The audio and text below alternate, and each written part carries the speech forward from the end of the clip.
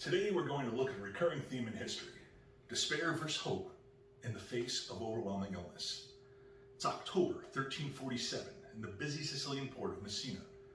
12 ships dock, but instead of the normal hustle and bustle of sailors unloading their cargo and rushing to spend precious time on dry land, the ships are eerily quiet. Most of the sailors aboard these ships are already dead, and the surviving sailors are horribly ill. To prevent the disease from spreading, the ships were banished for 40 days, or 40 giorni, or in English, quarantine. The damage is already done though. The mysterious illness identified with the large black boils that oozed blood and pus quickly began to claim victims. Within 5 years, it would kill 1 out of every 3 people on the continent of Europe, a mortality rate that helped give the disease its nickname, the Black Death. The Middle Ages were not an easy time to be alive in the first place. As Thomas Hobbes would say hundreds of years later, life was nasty, brutish, and short.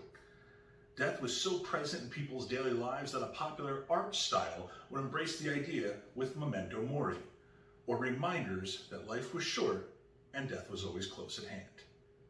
In Rotation 1 today, you'll learn to read about the 3 different types of plague: bubonic, septicemic, and pneumonic. In Rotation 2, you'll learn about the symptoms of the plague.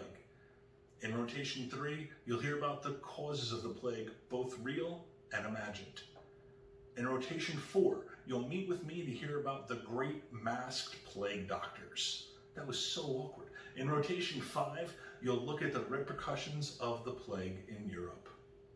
And in Rotation 6, you'll connect the plague to the all too familiar event of a modern global pandemic.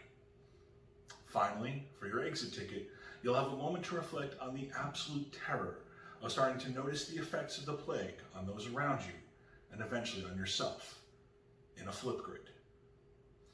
Last year, we learned about the Black Death as a reminder that the horror of a global pandemic was always potentially right around the corner.